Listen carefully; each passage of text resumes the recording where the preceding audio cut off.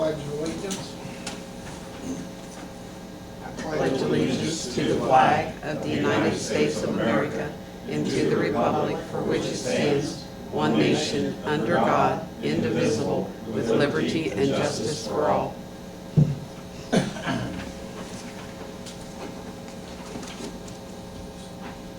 This is Tuesday, October 20th at 6 p.m. and this is the regular meeting of the Greensburg Water Board. Called to order. Have a roll call. Jeff? Yes. Frank? Yep. Iris? Yep. Robin? Present. Tony is absent. Minutes from September 15th meeting were distributed in your packet. Is there any corrections or objections to the minutes as distributed? If not, they'll be accepted. New business, HNTB river intake. There.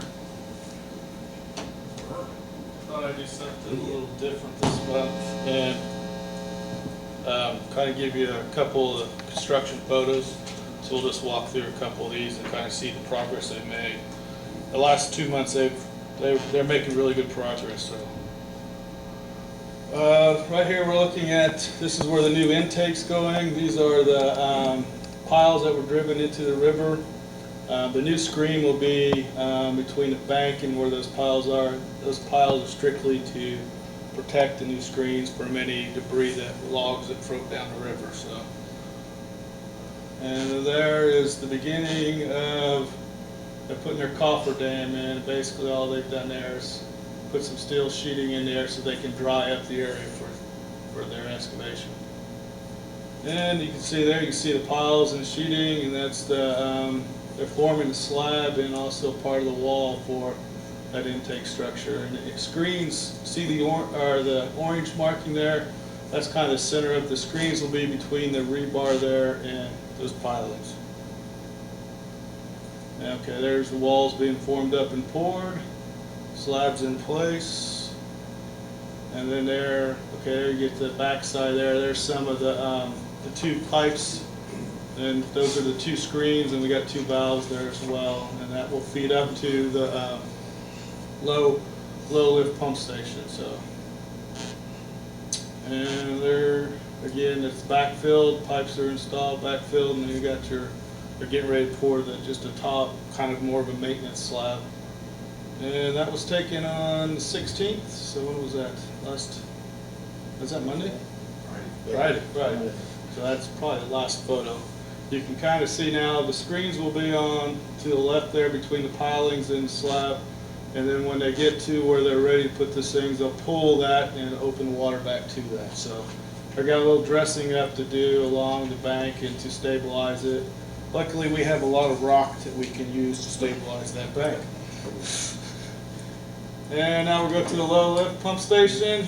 They've cleared out. This is earlier. What I've tried to do is try to look at each process and kind of see where we've done, what they've done so far. This is earlier, probably about 2 or 3 weeks ago. And here they started the excavation. They're starting to get into the rock at this point.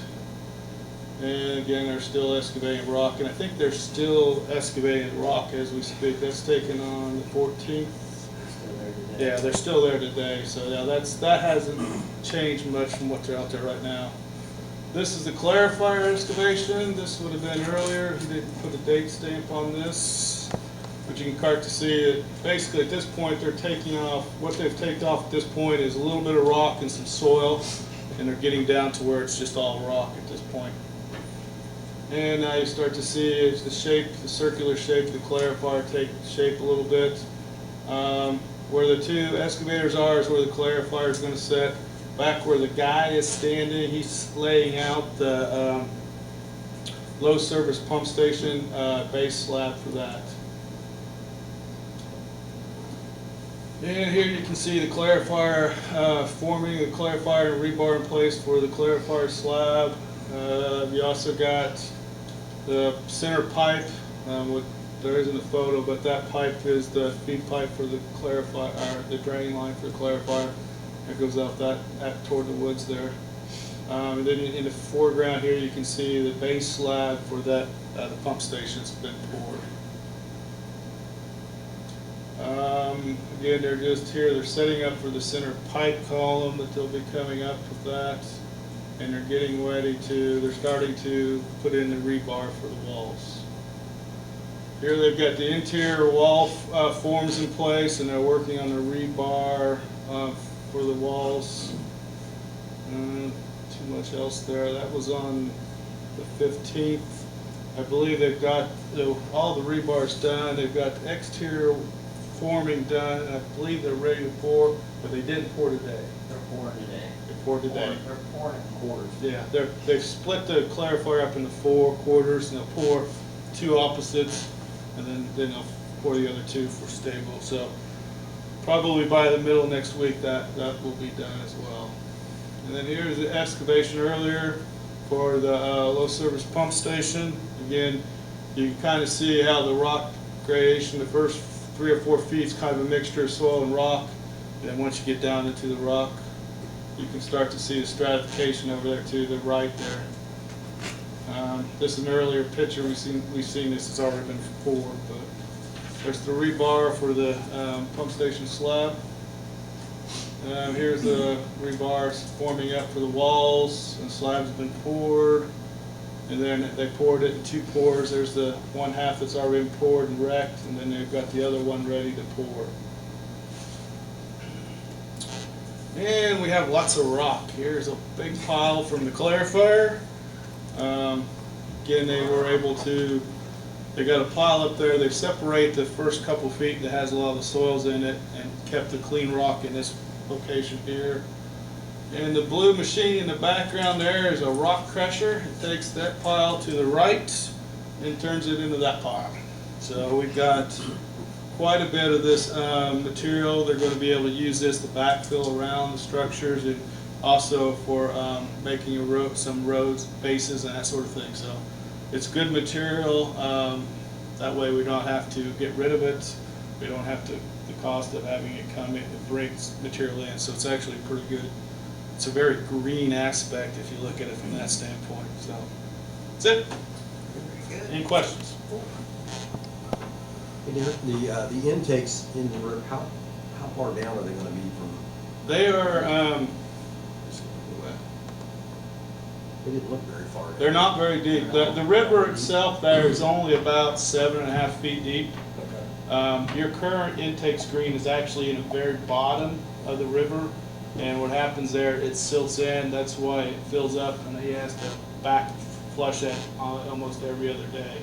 These things set just off the surface. There's about 18 inches off the bottom of the river, and they got about 18 inches above the main surface of the river. Really, the river under normal flow conditions is controlled by the low head dam over there, so that level is pretty consistent. If you see, that's going to be the bases, and it just goes up when you get a lot of rain, obviously when it starts to flood. But that doesn't drop much more than. And actually, that position there, when that was taken, there's very little water going over the river or dam at that point, so that's about the low level for the river at that point. So it isn't as deep. There will be I guess there will be a few times potentially if it really got in a drought condition where you wouldn't be able to pull water out of that screen, but in those times you'll be pulling from your reservoir anyway, because this new system should eliminate the amount of backwashing that he has to do and the clogging up. And I think he's had trouble with that in the past. But so. Is that other one going to remain? Yes.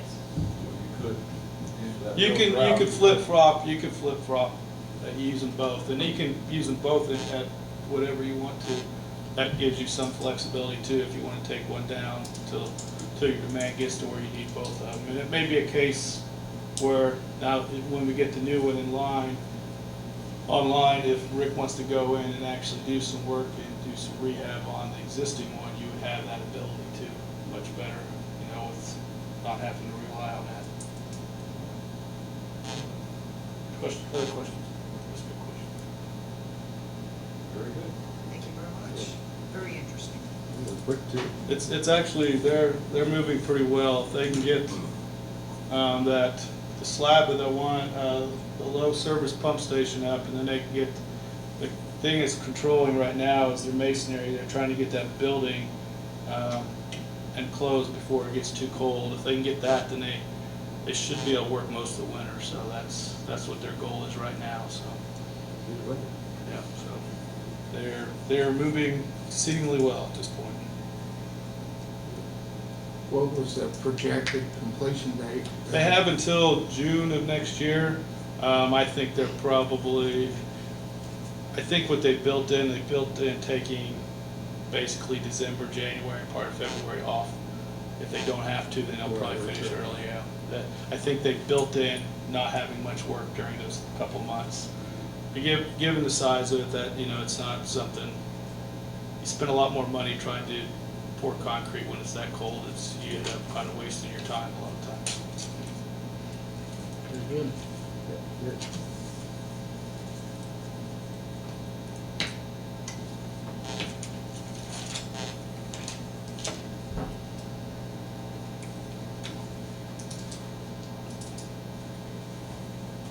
Next line of business is the radio read meter update.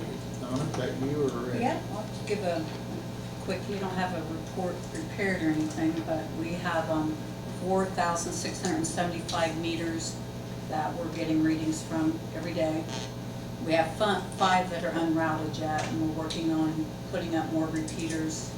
We have an extra collector that we might utilize and getting prepared for the large meters, which will be our next phase. Getting that up. Right now, the window I just checked, what's coming in over a 30-day period, and 99.1% is successful readings coming in. So they're performing well. We've had problems with some of the registers and had to return them on warranty, and that is going well also.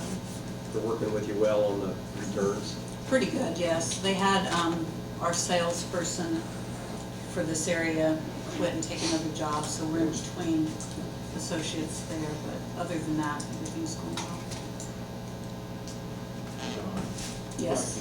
Timeline when the customers can log on and check out their own histories of what assumption is. An exact timeline, I do not have, but we're working on that, trying to make sure everything is working properly before we get the customer's link going. Probably another month, I would say, when we get that done. And that'll help a lot. We just have to make sure we understand the program, get the email alerts working right, and before we turn it over to the customers. But it works great. We solve a lot of problems for everybody. So you used to pick up on things and Oh, yeah. notify customers? That, Yes, hey, there's alerts that come in every single day. We have a new one on here right now. But those will come in every day, and then the guys go check them out to make sure that it's not a tamper or anything else wrong before we take it from there. But you can run hourly consumption. You can see exactly when the problem started and how much they're using, and pretty well direct the customer and ask exactly what's going on. It looks great. They don't like to hear it a lot, but it's good. Yeah, it's helped us out a lot. Every day you get something from them? Yeah, we get on every single morning and check it all. The email alerts aren't working right, so we've got, like I said, to answer the mayor's question, we've got to make sure the program's doing what it's supposed to do before we get the customers involved on that, but we're getting real close. Very happy with it. So a customer now would get their own email alert? Yes.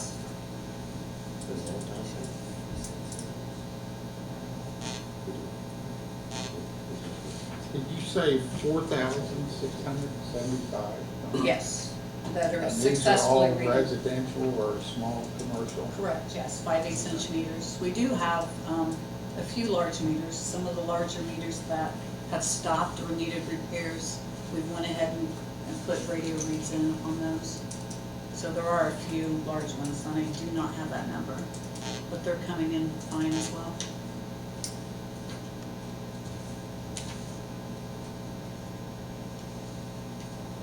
How many more you got? 4,000 more, or how many more you got? No, there's probably, with industrial and everything, I would say another 300. 300? Mhm. Yeah, that'll be 1 inch and above. Been a long time coming, so glad Oh, to see gosh, it's coming it to a was, close. it was a ride, I'll tell you, but it's great. It worked pretty well. It went smoother than what I expected. Well, we've been talking about this. Oh, gosh, 5 years? probably, yeah. Good. Any other questions for Donna? Anything, Rick, you got something? I do have a couple things. One's just informational. For one, I'd like to elaborate on the last slide that Darren showed you, the pile of rock. That picture did not do it justice at all. That is actually stacked in front of the shooting range where the police shoot, and if anybody's been up there, you know how tall that backstop is, probably 15 to 20 foot. And that rock is probably another 10 to 15 foot taller than that, so it's a huge pile of rock. One, I wanted to let you know that I met with Indiana Finance Authority and IDM I think it was last Tuesday or Wednesday. And they are starting to work with utilities on surface water contamination. If you recall, we went through the wellhead protection plan 15 years ago. What's different about this, it's kind of mirrored after that. But what's different about this is IFA and IDEM are working together and working with the utilities themselves. They're going to help us inventory our watershed area. And now keep in mind, when we're talking surface water, we're talking our watershed areas from here to Lake Summit and Newcastle. So there's a lot of possible contamination sites between here and there. What that involves is they help us go through an inventory of all the possible contaminated, who could possibly contaminate Flat Rock River. We will notify them by sending them letters that you're in a watershed area. You know, if you would have a spill of some sort, please notify, blah, blah, blah, which would be us. The main thing I think that we're going to run into is the confined feeding operations, the hog buildings, and I imagine there's quite a few between here and north side of Newcastle. But just kind of information. Right now it's kind of voluntary, and I welcome the men, you know, help me out, save us some money, but she said within the next couple of years it's going to be mandatory. So that's coming down the pipeline. Any questions on that?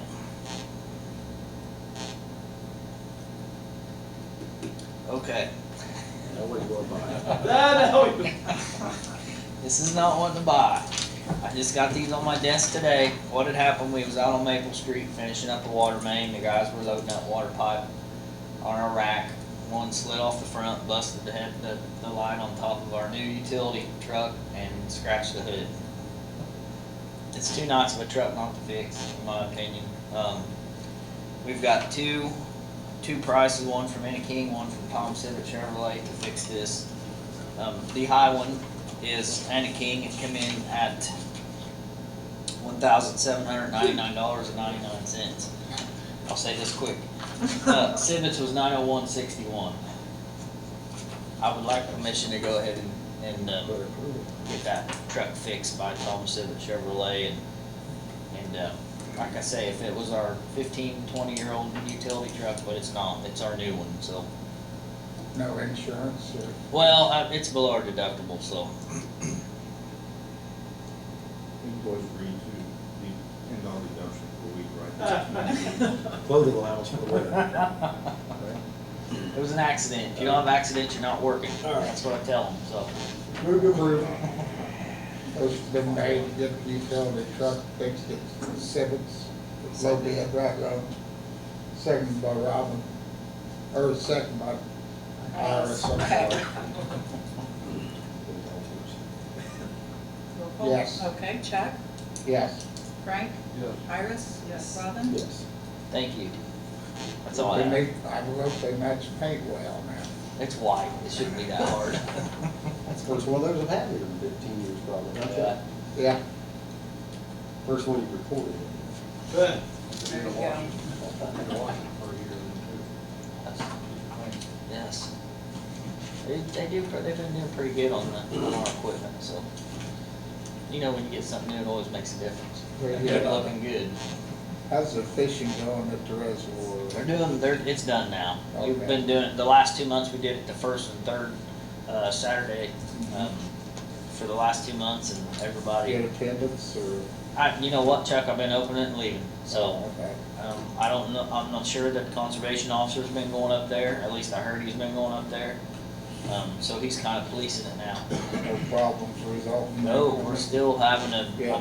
everybody's taking their trash with them, and every once in a while you'll find a water bottle or something that somebody just overlooked or dropped between two rocks or something, Yeah. but that's understandable. Hell, yeah. Anything else that comes forward the board tonight? If not, adjourn. Slide some more in there. Yep.